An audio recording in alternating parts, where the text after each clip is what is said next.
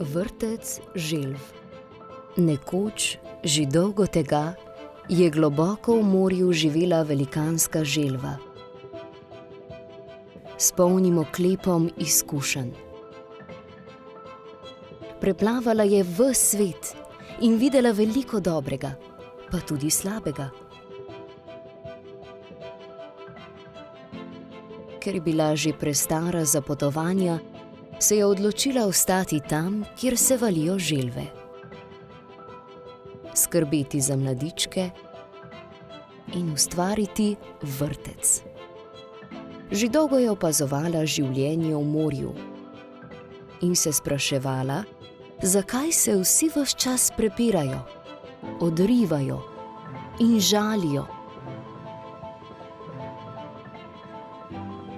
Nesrečno je gledala, ko se niso hoteli igrati z majhnim želvakom zaradi njegovega sivega oklepa. Saj je večina imela zelenega. Nesrečno je gledala, ko se niso hoteli igrati z majhno želvico zaradi trikotnikov na njenem hrbtu. Saj je večina imela kvadratke.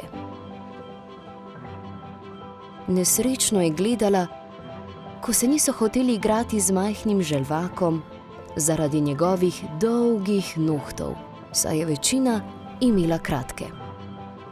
Nesrečno je gledala, ko se niso hoteli igrati z majhno želvico zaradi njenih velikih oči, saj je večina imela majhne.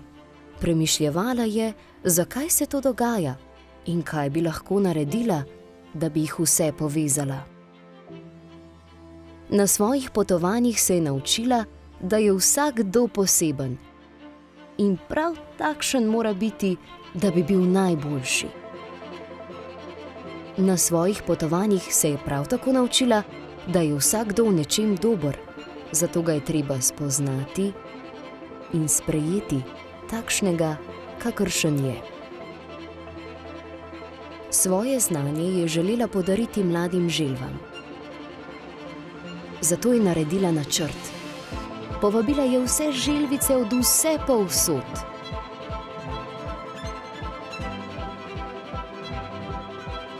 Dala jim je težko in odgovorno nalogo. Morali so zgraditi velikansko igrišče za želve. Vsak od njih je hitel razlagati, kaj ima rad, kaj zna narediti in v čem je dober. Ugotovili so, da želvak s sivim oklepom izdeluje najdaljše tobogane.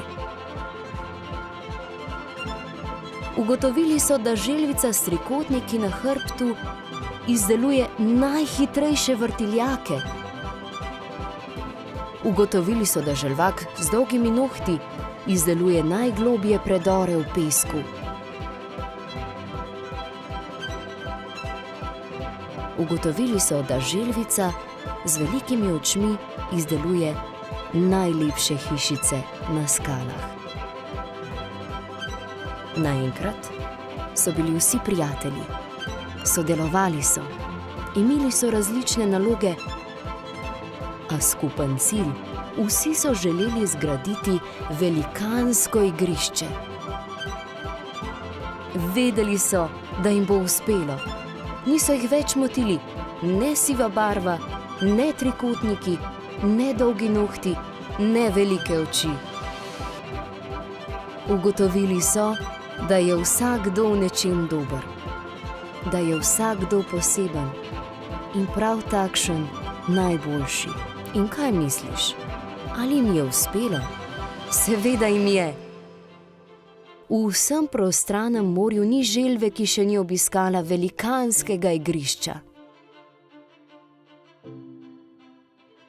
In kaj zdaj počne velikanska želva?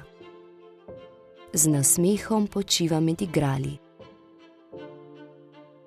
Želvice pa plezajo po njeni hišici in se kotalijo na vse strani.